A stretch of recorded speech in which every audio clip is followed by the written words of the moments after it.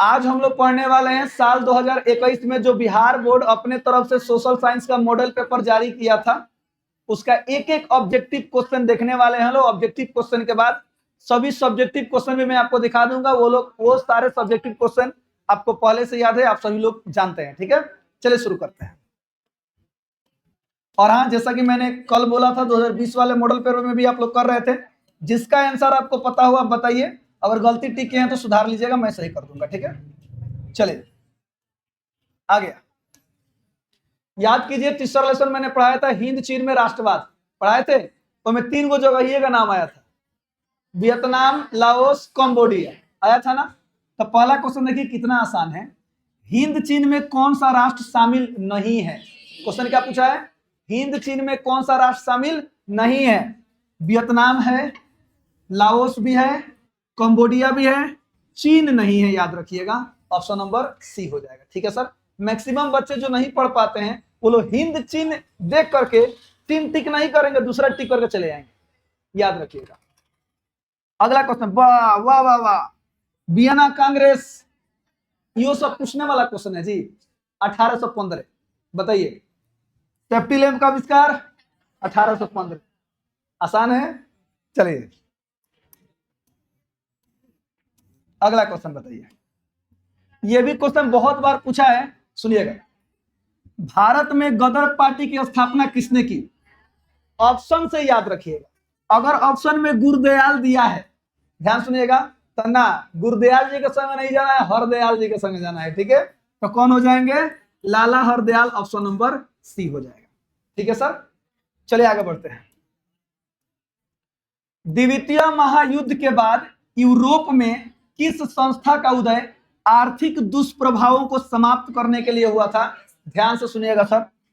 Europe में आर्थिक दुष्प्रभावों को खत्म करने के लिए, समाप्त करने के लिए यूरोपीय संघ को बनाया गया था। ऑप्शन नंबर डी हो जाएगा। ठीक है, चलिए आगे बढ़ते हैं।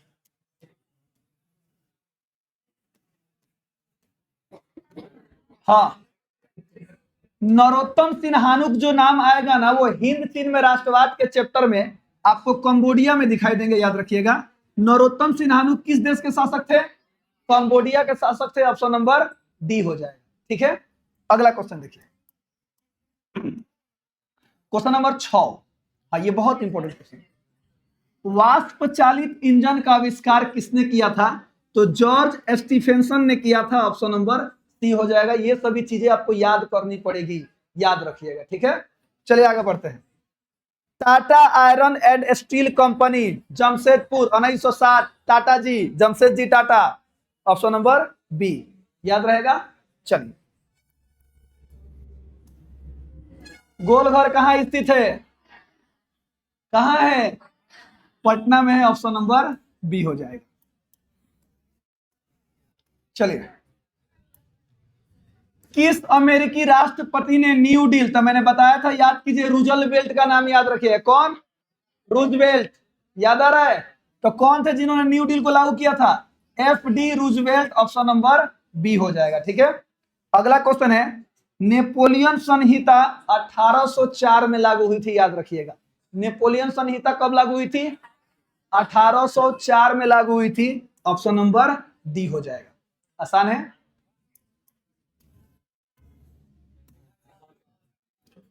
सुनिए, फ्रैंकफर्ट की संधि, इटली का एकीकरण, जर्मनी का एकीकरण, ये तीनों क्वेश्चन आए 1871। याद रखिएगा, ऑप्शन नंबर डी हो जाएगा। फ्रैंकफर्ट की संधि, जर्मनी का एकीकरण या इटली का एकीकरण, तीनों में से कोई भी आए, क्या हो जाएगा? Option number D 1871। मैंने ऑप्शन नंबर डी नहीं, देख के टिक कीजिएगा लोग 1871 कहां पर है। ठीक है, चलिए, कार्ल मार्क्स का जन्म कहां हुआ था? जर्मनी में। कार्ल मार्क्स का जन्म कहां हुआ था? ऑप्शन नंबर ए हो जाएगा। ठीक है, अगला क्वेश्चन। हाँ, ये भी बहुत बढ़िया क्वेश्चन सर, याद रखिएगा। 1991 में निम्न में से कौन अस्तित्व में आया? 1991 में नई आर्थिक नीति लागू की गई थी। इसको शॉर्टकट में एनईपी याद रखिएगा। क्या याद रखिएगा? एनईपी। ठीक है सर, तो ऑप्शन नंबर सी हो जाएगा। 1991, ना सुनिएगा ध्यान से, मेरे पास 1991 में भी नई नई आर्थिक नीति को लाया गया था जिसको एनईपी हुआ था, याद रखिएगा, इसलिए इसका ऑप्शन नंबर सी होगा। ठीक है, चलिए ना, अगला बताइए, इन आर्थिक क्रियाओं में कौन प्राथमिक क्षेत्र से संबंधित नहीं है? ध्यान सुनिएगा सर, कुछ चीजें ऐसे हैं, कुछ क्वेश्चंस ऐसे हैं ना, आप ऑप्शन पढ़ के भी ना आप देख लेंगे कुछ का कौन सा ऑप्शन सही है, इसलिए मैं बता रहा हूं, ध्यान दीजिए। अच्छा, मत्स्य पालन यानी मछली पालन, खनन यानी खुदाई वाला काम, वन, ये तीनों एक ही चीज है, लेकिन इसमें से हटके क्या है? बैंकिंग। अगर नहीं भी याद होगा, ऑप्शन पढ़ेंगे ना तो आप बैंकिंग ही टिक करेंगे, जो कि सेवा क्षेत्र में आता है, तृतीय क्षेत्र में आता है, याद रखिएगा। ठीक है सर, प्राथमिक क्षेत्र में ये सारे चीज आते हैं, कृषि से संबंधित वाले चीज आते हैं। अगला क्वेश्चन, जमशेदपुर आ गया ना, तो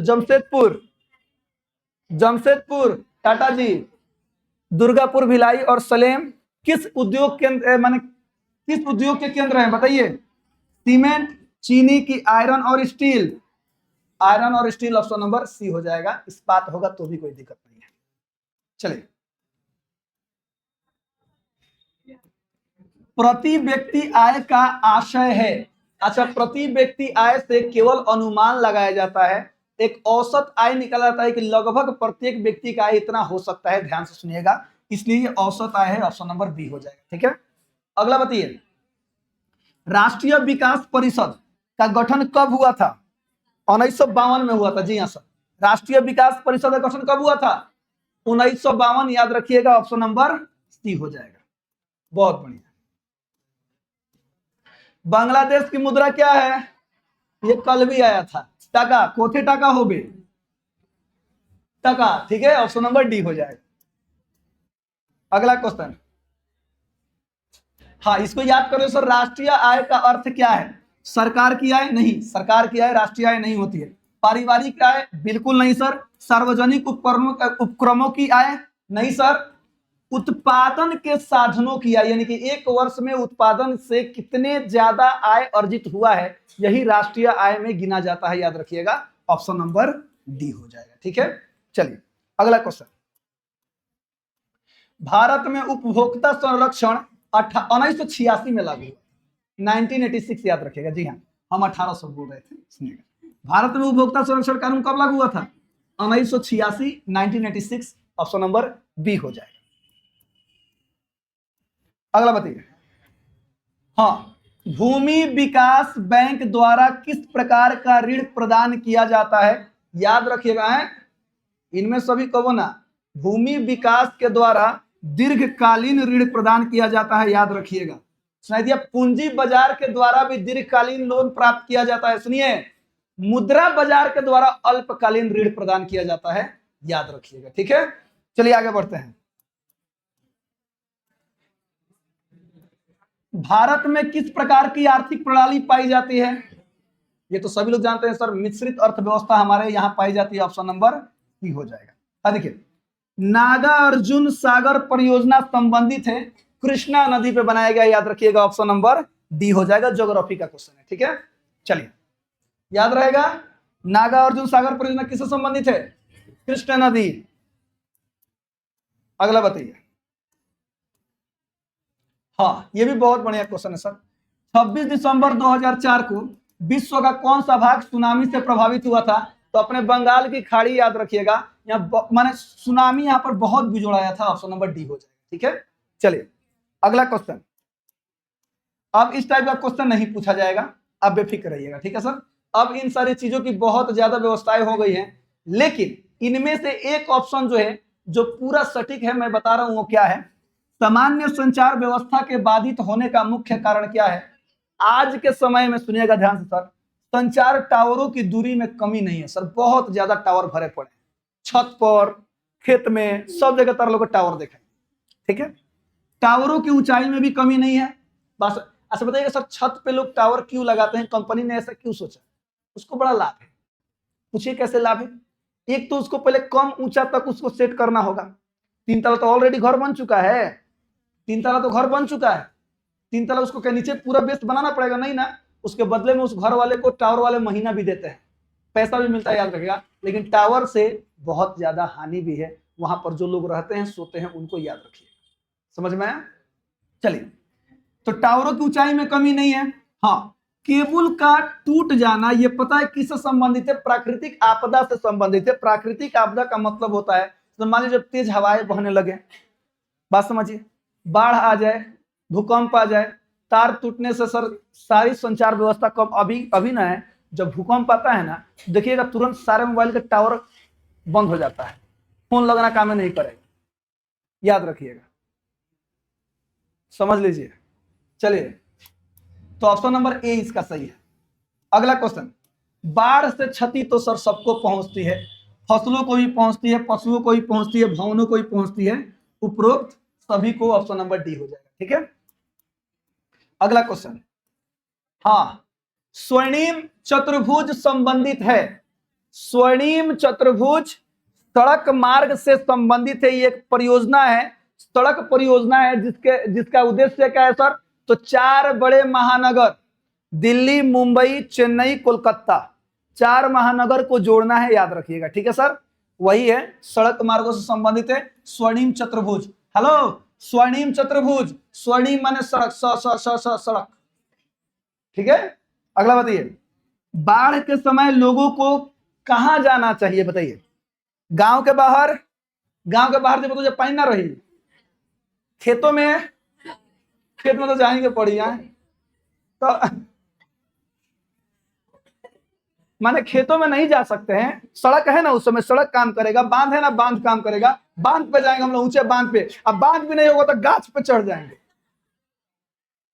लेकिन बाढ़ में गाछों दह जाता है। इधर देखिए, हाँ, उच्च भूमि पर, ऑप्शन नंबर सी हो जाएगा। ठीक है, अगला क्वेश्चन बताइए, निम्न में से कौन क्षेत्रीय राजनीतिक दल है? कौन क्षेत्रीय राजनीतिक दल है? क्वेश्चन पूछा है ना, सुनिएगा। भारतीय जनता पार्टी बहुत बड़ी पार्टी है, कांग्रेस पार्टी ये भी बहुत बड़ी पार्टी है, कम्युनिस्ट पार्टी भी केंद्र वाला पार्टी है, जनता दल भले अब हो गया है, लेकिन हाँ, ऑप्शन के अनुसार यही वाला सही है, ये क्षेत्रीय पार्टी है, याद रखिएगा। जेडीयू, कौन है? जेडीयू, ऑप्शन नंबर सी।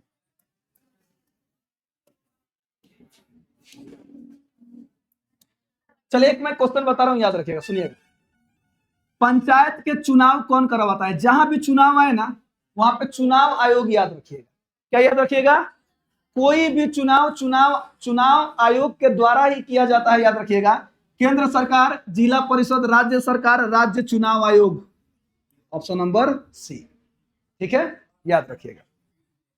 भारत के किस राज्य से पंचायती राज की शुरुआत हुई थी? याद रखिएगा, राजस्थान। चले, मैं इसका थोड़ा सा इतिहास बता रहा हूं, याद रखिएगा। 1959 में सबसे पहली बार राजस्थान के शायद नागौर, हाँ, इस जिले में पंचायती राज व्यवस्था की शुरू हुई थी, चुनाव हुआ था, याद रखिएगा। ठीक है, कब? 1959। अगला क्वेश्चन, वर्ष 1975 भारतीय राजनीति में किस लिए जाना जाता है? वर्ष 1975 का ही साल था जब इंदिरा गांधी ने, जब लगा कि सत्ता डगमगाने वाला है, तो आपातकाल लागू कर दी थी। क्या कर दी थी? आपातकाल लागू कर दी थी। तो इस वर्ष आम चुनाव हुए थे, श्रीमती इंदिरा गांधी प्रधानमंत्री बनी थी, देश में आंतरिक आपातकाल लागू हुआ था पूरे देश में, ऑप्शन नंबर सी हो जाएगा, याद रखिएगा। ठीक है सर, चलिए, अगला क्वेश्चन, ताड़ी विरोधी आंदोलन आंध्र प्रदेश से शुरू हुआ था 91 में। ताड़ी विरोधी आंदोलन 1991, याद रखिएगा, शुरू हुआ था, ऑप्शन नंबर सी हो जाएगा। ठीक है, अगला क्वेश्चन, ये कल भी क्वेश्चन आया था, धर्म को समुदाय का मुख्य आधार कौन मानते हैं? सांप्रदायिक व्यक्ति मानते हैं, ऑप्शन नंबर ए हो जाएगा। ठीक है, देखिए, अगला क्वेश्चन, सत्ता में साझेदारी सही है क्योंकि? आप ऑप्शन पढ़ के बता सकते हैं, सुनिएगा कौन सा। यह विविधता को बढ़ाती है, यानी भेदभाव को बढ़ाती है, देश में एकता को कमजोर करती है, नहीं, फैसले लेने में देर करती है, विभिन्न समुदायों के बीच टकराव कम करती है, यानी झगड़ा झंझट कम करती है, तो ऑप्शन नंबर डी हो जाएगा, याद रखिएगा। ठीक है, अगला क्वेश्चन, नेपाल में सपदलीय सप्तदलीय गठबंधन का मुख्य उद्देश्य लोकतंत्र को स्थापित करना था, याद रखिएगा। ठीक है सर, तो बताइए राजा को देश छोड़ने पर मजबूर करना था, जबकि ये बड़ा जेनजी कोई हसन, सुनिएगा ध्यान से, तो मजबूर ना करो, मार के मुआ दलो हसन, सुनिएगा। माने बताओ प्रधानमंत्री के मेहरारू को मार, प्रधानमंत्री मतलब सूबे बेचारी बुढ़िया का दूसरा है, गलत बात। देखनी हो कौन मंत्री होला लोग, वित्त मंत्री के कौन मंत्री का पानी में पंगड़ा के मारते रहो सन दौड़ा के। बताइए इधर देखिए, लोकतंत्र की स्थापना करना, ऑप्शन नंबर बी हो जाएगा। अगला क्वेश्चन, भारत के इन राज्यों में कौन, ये कल भी आया था सर, कोयले का सबसे बड़ा उत्पादक राज्य। चले मैं इसका आपको डाउट क्लियर करता हूं, ठीक है सर। वर्तमान समय में भारत में कोयले का सबसे बड़ा उत्पादक राज्य छत्तीसगढ़ है, लेकिन अगर पूरे भारत में देखा जाए तो कोयला का सबसे बड़ा भंडार अगर कहीं पर है जहां से मिल सकता है, वो कहां पर है, झारखंड में। लेकिन क्वेश्चन के आंसर के अनुसार यही वाला सही होना चाहिए, छत्तीसगढ़। ठीक है सर, याद रखिएगा।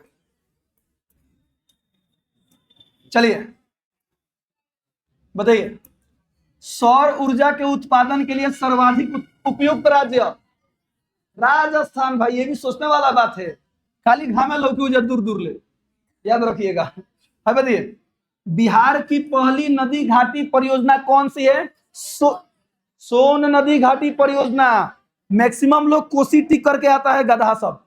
सोन नदी घाटी परियोजना बिहार में सबसे पहली नदी घाटी परियोजना है, याद रखिएगा। याद रहेगा। कोसी नदी तनी फेमस बा, कोसी तो कहा जाता है बिहार का, तो कोसी नदी कहा जाता है ऐसे ना, लेकिन नदी घाटी परियोजना सबसे पहले सोन नदी घाटी परियोजना बनी थी, याद। ठीक है, अच्छा अब बताइए, अगर ये नहीं बताया जाए, आपको नहीं पढ़ाया जाए, जो भी है, तो आप वही ना टिक करके आएंगे। यहां देखिए, सुंदर टाइगर रिजर्व कहां है, पश्चिम बंगाल। याद रखिए, कलकत्ता में, ऑप्शन नंबर ए हो जाए।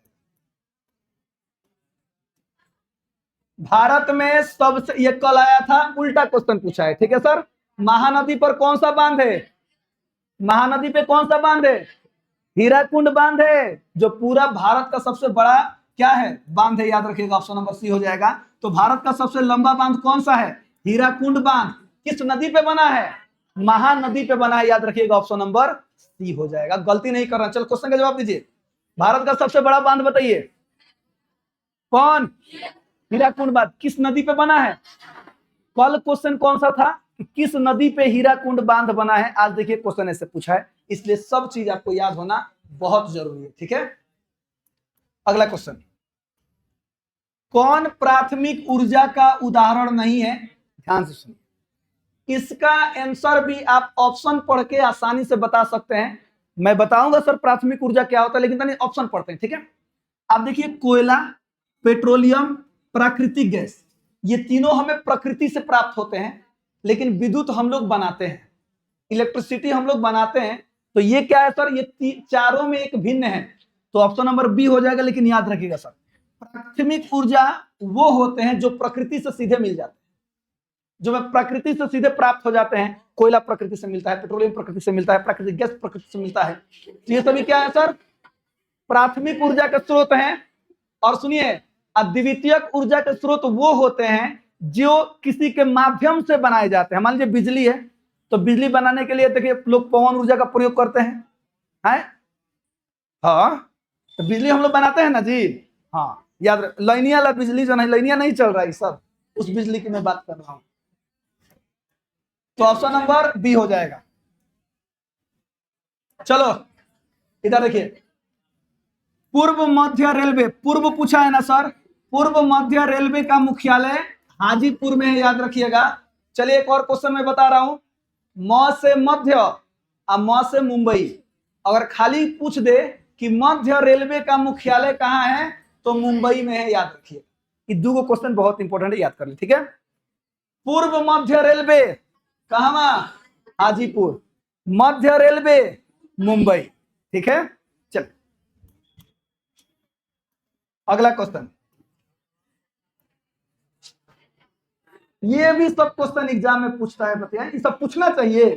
हाँ, यही सब पूछना चाहिए। चावल है, खरीफ फसल है सर। हाँ बताइए, निम्न में से कौन निजी क्षेत्र की कंपनी नहीं है? दो क्षेत्र के, एगो सुनिएगा सर, एगो सरकार के द्वारा चलाई जाने वाली कंपनी होती है। याद कीजिए, मैंने आपको ज्योग्राफी में कहीं वेल और सेल पढ़ाया था, याद आ रहा है? याद आ रहा है? पढ़ाए थे। तो ये सरकार के द्वारा चलाई जाने वाली कंपनियां होती हैं, याद रखिएगा। लेकिन वैसी कंपनी जो प्राइवेटाइजेशन होता है, जो प्राइवेट कंपनी के लोग चलाते हैं, वो निजी क्षेत्र की कंपनी होती है। इसमें पूछा है कि कौन सी निजी क्षेत्र की कंपनी नहीं है? डाबर, बजाज ऑटो लिमिटेड और टिस्को माने Tata iron and steel company, पता है ना सर? ये सभी प्राइवेट कंपनी है जिसका सीधा उद्देश्य लाभ कमाना होता है। लेकिन जो सेल है, जो सरकार के द्वारा चलाया जाता है, इसमें सरकार को लाभ, देखिए सर, लाभ नहीं कमाना होता है, एक व्यवस्था बना करके चलना होता है जिससे आम जनता को नुकसान भी ना हो और सरकार का काम भी चल जाए, आर्थिक व्यवस्था भी मेंटेन रहे। जैसे सरकार ट्रेन चलाती है, ध्यान से सुनिएगा, सरकार ट्रेन चलाती है, क्या पैसा नहीं लेती है? पैसा लेती है कि नहीं लेती है? लेती है, याद रखिएगा। तो वो सरकार के माध्यम से इसकी व्यवस्था हो गई। समझ में आया? चलिए आगे बढ़ते हैं। मैक्सिमम बच्चे बुझेबे ना करें सेल का है, कहां से आ गई? अभी बुझा गया कहां से आया? याद रखिए, इट्स नॉट तेल, इट्स सेल। ओके, कोने में से तेल को सामने सुनाई।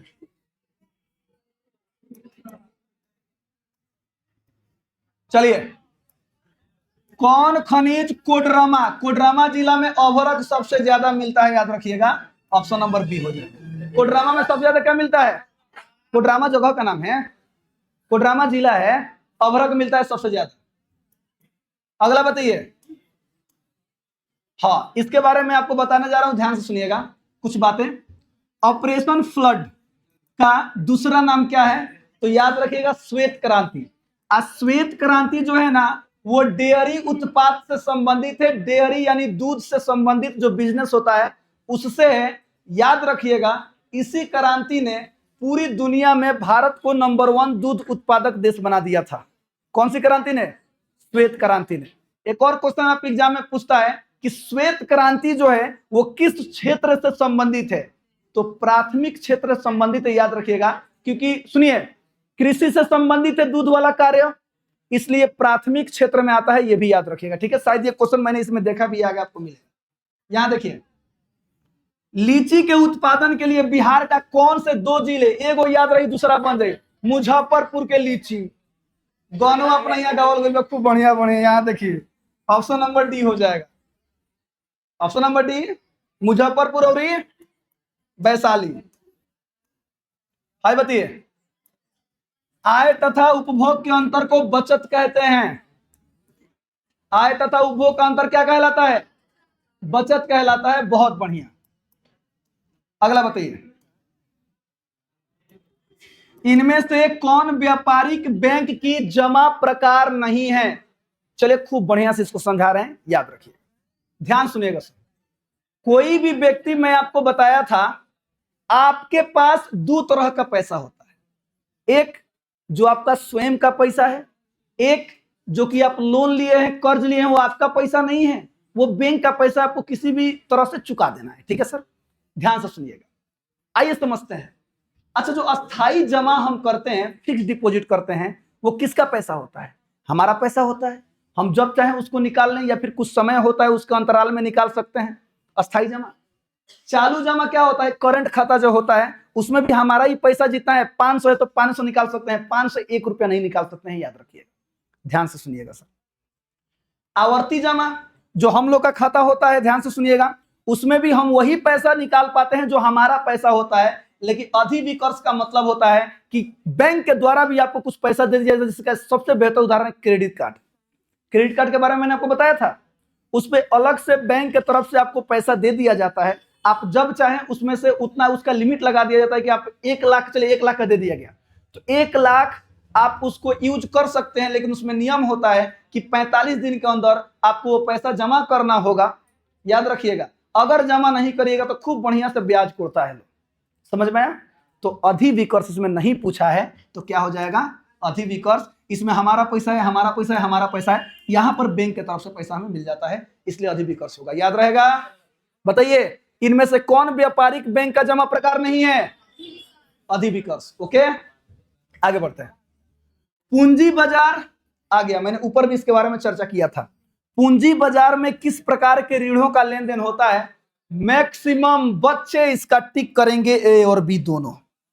लेकिन याद रखिएगा सर, भूमि विकास बैंक और पूंजी बाजार में पूंजी, जहां पूंजी लगाया जा रहा है, बड़ा बड़ा मार्केट बनाया जा रहा है, जरा खुद से सोचिए, अल्प समय के लिए लोन देगा, दीर्घकालीन लोन मिलता है, ऑप्शन नंबर बी हो जाएगा।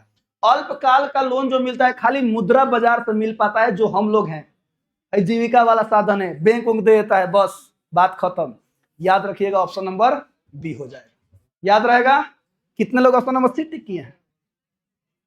मत कीजिएगा सर, गलत है, इसीलिए ये सब कराना बहुत जरूरी है। Option number B. अगला क्वेश्चन,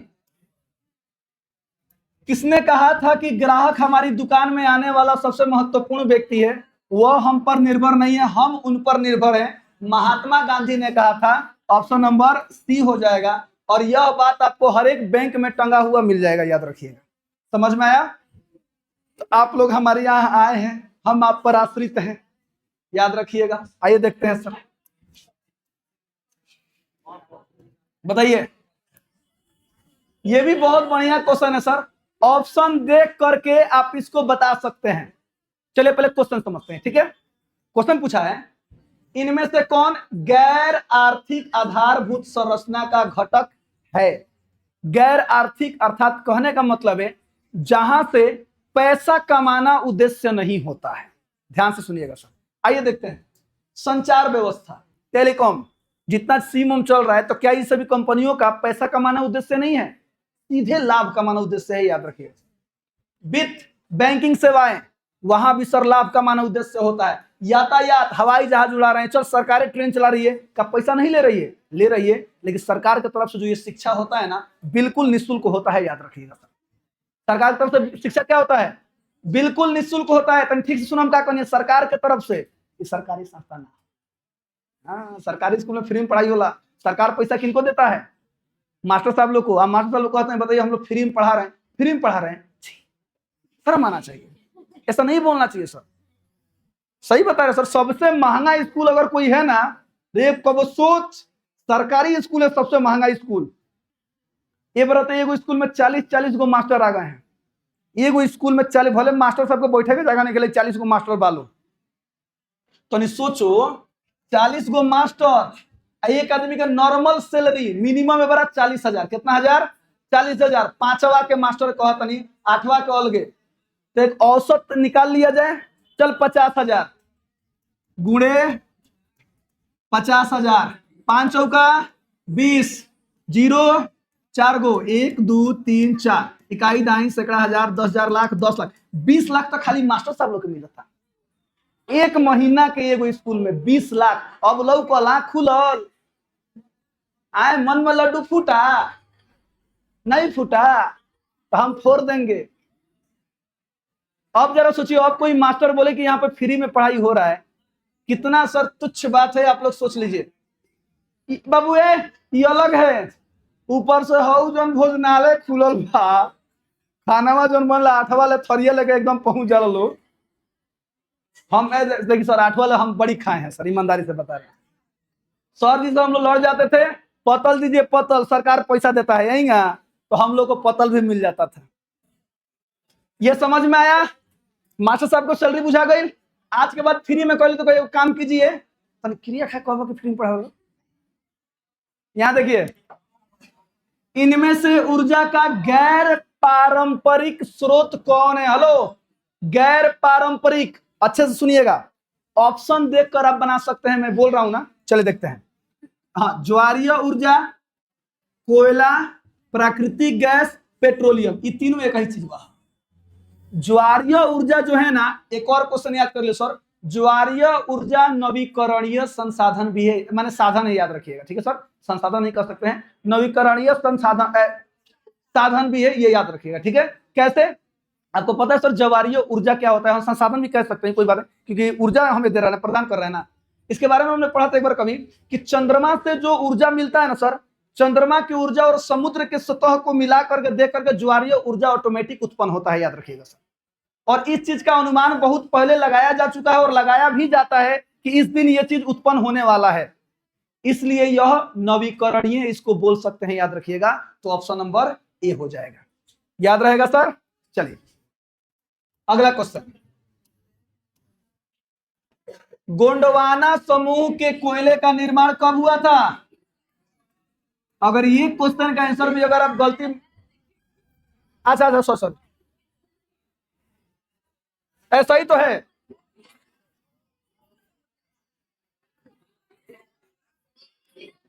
अच्छा ठीक है, एक मिनट ठीक है, हम डाउट क्लियर करते हैं आपका। यहां देखिएगा सर, गोंडवाना समूह के कोयले का निर्माण 20 करोड़ वर्ष पूर्व, पहले हम लोग किताब में पढ़ा था, पढ़े तो सर ध्यान सुनिएगा, 20 करोड़ वर्ष पूर्व, 20 लाख वर्ष पूर्व गलत, 20,000 वर्ष पूर्व गलत, इनमें से कोई नहीं है, ठीक है। अगर ऐसे क्वेश्चन आए तो बाबू स्किप कीजिएगा, क्योंकि देखिए सर समय, पहले बात सुनिए, समय रुका नहीं है, समय हमेशा बदल रहा है, बात समझिएगा सर। ऐसे क्वेश्चन को स्किप करना चाहिए, क्यों? क्योंकि मान लीजिए किताब में दे दिया 20 करोड़, आप कभी सर्च कीजिएगा आपको पता चलेगा ये भी सही है, 25 करोड़ वर्ष पूर्व हुआ था, ऑप्शन नंबर ए भी सही है। ऐसे क्वेश्चन को क्या करेंगे सर? स्किप करेंगे। मैं बोल रहा हूं ना, ऐसे क्वेश्चन को नहीं छेड़ना है, छेड़बो तो तारा संग छेड़खानी कर दी। हाँ, जैसे हम कहते हैं कि प्रकृति के साथ कभी भी खिलवाड़ नहीं करना चाहिए, ना तो अगर प्रकृति तारा संग खिलवाड़ कर दी तो गजन हो जाए। यहां देखिए, चलिए खरीफ फसल कौन है? चावल भी है, मक्का भी और कपास भी है, तीनों के तीनों खरीफ फसल के अंतर्गत आते हैं, ऑप्शन नंबर डी हो जाएगा, ठीक है। इनमें से सभी है, बताइए इनमें से कौन रेशेदार फसल नहीं है? रेशेदार फसल नहीं है। देखिए कपास सूती कपड़ा बनला तो रेशे से बनेला, रेशा निकलता है, जूट बोरा वोरा बनेला, सन से चटाई उटाई बनेला, ये भी एक प्रकार का पौधा है, याद रखिएगा। गन्ना नहीं है सर, भाई नहीं टिक कैले, गन्ना नहीं है। कौन रेशेदार नहीं है? गन्ना नहीं है, याद रखिएगा, ठीक है। आगे बढ़ते हैं। हाँ, कांडला विशेष आर्थिक क्षेत्र कहां है? गुजरात में है जी। कांडला विशेष आर्थिक क्षेत्र कहां पर है? गुजरात में, याद रखिएगा, ऑप्शन नंबर बी याद कर लीजिएगा। अगला क्वेश्चन, गुटेनबर्ग का जन्म जर्मनी में हुआ था। गुटेनबर्ग का जो से जन्म, जो से जर्मनी, कुल ट्रिक ना हो, याद कर लियो, ठीक बा। ए बाबू ट्रिक नहीं है, याद कर लीजिएगा, ठीक है। ना तो कोनो दूसरा के जन्म पूछी तो सर कलर जो से जन्म, जो से जर्मनी मार के चलिए। यहां देखिए, हाँ, इंग्लैंड में मुद्रण कला की शुरुआत कैक्सटन ने की थी, याद रखिएगा, ठीक है। हाँ, ऑप्शन नंबर बी हो जाएगा, ठीक है। कैक्सटन ने की थी। किसने की थी? कैक्सटन ने की थी, ओके। अगला क्वेश्चन, 1917 की पहली रूसी क्रांति किस नाम से जानी जाती है? ध्यान से सुनिए, पहली रूसी क्रांति पूछा है तो उस समय जूलियन कैलेंडर चलता था ना सर, इसलिए इसको फरवरी क्रांति टिक करेंगे। बहुत लोग बोल्शेविक क्रांति समझ करके अक्टूबर क्रांति टिक कर देते हैं। नवंबर, अच्छा सुनिए, बताइए तो बोल्शेविक क्रांति कब हुआ था? 1907 में हुआ था, सॉरी 17 में ही ना हुआ था। तो इस क्वेश्चन का आंसर ना बहुत लोग क्या टिक कर देते हैं, इधर देखिए अक्टूबर, लेकिन जरा सोचिए जब अक्टूबर दिया तो नवंबर नहीं देना चाहिए, नहीं देना चाहिए सर, क्योंकि जो लोग नहीं पढ़े होते हैं, क्योंकि जूलियन कैलेंडर था नवंबर, उसी का डेट निकलता है कौन सी? अक्टूबर। उसी तरह से 1917 की पहली रूसी क्रांति पूछेगा ना तो फरवरी क्रांति याद रखिए। कौन सी क्रांति? कौन? फरवरी क्रांति। लाल सेना का गठन ट्रास्टकी ने किया था। किसने किया था? ऑप्शन नंबर सी हो जाएगा, ठीक है। अगला क्वेश्चन सुनिए, ऑल इंडिया मुस्लिम लीग की स्थापना 1906 में हुई थी। बताइए 1906 में आया लोग मोहम्मद अली जिन्ना, 47 आते आते एगो नया देश बना दिया लोग, कौन सी? पाकिस्तान। नया देश बनाने की मांग किसकी थी? मुस्लिम लीग की थी, याद रखिएगा। जिसका सबसे मेन मुखिया कौन था? मोहम्मद अली जिन्ना था। ठीक है, याद रखिएगा। आगे बढ़ते हैं, अगला क्वेश्चन का जवाब दीजिए। तख्त श्री हरमंदर जी साहिब कहाँ है? यहां पे आपको मैं दो क्वेश्चन सुनाऊंगा, सुनिएगा। गुरु गोविंद साहिब का है या फिर ये नाम है, दोनों का मतलब दोनों एक ही जगह से जुड़ा हुआ है, पटना, याद रखिएगा। ठीक है सर, ऑप्शन नंबर ए हो जाएगा, याद रहेगा। कहां? पटना। ठीक है, साहिब आया है ना, गुरु ग्रंथ साहिब नाम, मैं ट्रिक बता रहा हूं, यहां पे याद रखिएगा सर, आएगा पटना टिक कर चले आना है, बात खत्म। अगला क्वेश्चन, 1857 की क्रांति को सिपाही विद्रोह के नाम से भी जाना जाता है, ऑप्शन नंबर बी हो जाएगा। ठीक है सर, सिपाही विद्रोह 1857 की क्रांति। अगला क्वेश्चन, हाँ ये क्वेश्चन मैंने ऊपर भी आया था, मैंने बोला था श्वेत क्रांति का संबंध अर्थव्यवस्था के किस क्षेत्र से है? तो दूध से संबंधित है, तो दूध प्राथमिक क्षेत्र में आता है, कृषि क्षेत्र में आता है, ऑप्शन नंबर ए हो जाएगा, प्राथमिक क्षेत्र। अगला है बिहार दिवस, हर साल लाइन में लग जाते हैं, याद आ रहा है स्कूलिया में, सुनेगा 22 मार्च हैंगा, झंडा लेके हैंगा खड़े रहते हैं, झंडा ना माने ये थी पोस्टर, सर जी लोग चलो चलो बच्चों चलो चलो चलो, रैली निकलता है रोड पे, सोचो कि जो हम रैली निकालती सब लड़का सब बटोर के। यहां देखिए, सबसे बड़ा पशु मेला सोनपुर के मेला में, यहां देखिए ऑप्शन नंबर ए, बाबा हरिहर नाथ। गाना सुना है लोग? नहीं सुना है लोग? कोई बात नहीं, कभी दूसरा दिन सुनाएंगे। ठीक है, आगे देखिएगा।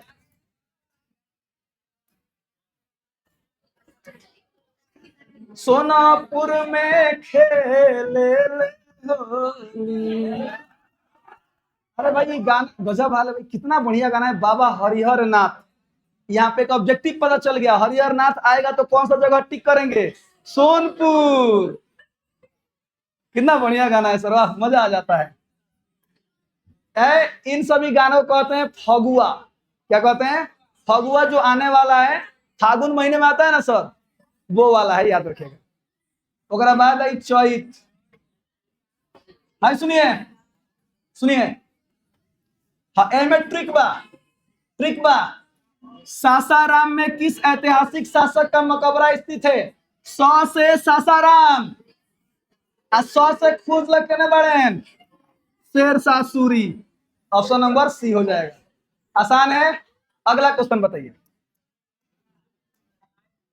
हाँ, फ्लाइंग शटल मशीन जॉन के, याद कीजिए, ऑप्शन नंबर बी हो जाएगा, फ्लाइंग शट। अरे भाई गजब हाल है, लाइनिया कब कब कट जाता है, तो लाइनिया कट जाता है, बोल्टरिया में तारवा कब कब हिल जाता है, और जब बोल्टरिया में तारवा हिल जाता है तो खाली हेकर लाइनिया कट जाता है, बाकी सब चालू रहता है, तनी में ढेर पावर है। चलिए अब बातें बंद करेंगे सर, तब तक हम आप लोगों से कुछ कुछ सवाल पूछ लेते हैं। ठीक है, किनकी बारी है? देखो जो सवाल पूछे के बारी, बड़ा बढ़िया शब्द है, आप खड़े हो जाइए तो सवाल पूछ, सब एकदम शांत, हमरा का और सर जी मत देख ले, और केवल बेंचों में घुसे लागल। बताइए फ्लाइंग शटल मशीन का आविष्कार किसने किया था? जॉन के, option number. Durgapur steel plant किस राज्य में स्थित है? पश्चिम बंगाल, कोलकाता, याद रखिएगा, ऑप्शन नंबर सी हो जाएगा। अगला, सॉरी यहाँ पे कोलकाता नहीं सर, दुर्गापुर एक जगह का नाम है, एक जिला का नाम है, याद रखिएगा। ठीक है, जो कि पश्चिम बंगाल में है। टेडॉन का युद्ध पूछा है ना सर, सुनिए, 1871 में फ्रैंकफर्ट की संधि हुई थी, उसके एक साल कम कर दीजिएगा, 1870 में टेडॉन का युद्ध हुआ था, ऑप्शन नंबर बी हो जाएगा। ठीक है, अगला क्वेश्चन, हिगेल कौन था? एक दार्शनिक था, याद रखिएगा। ठीक है सर, क्या था? दार्शनिक था। प्लूटो कौन था? एक दार्शनिक था। अगला क्वेश्चन, मार्च 1946 में फ्रांस एवं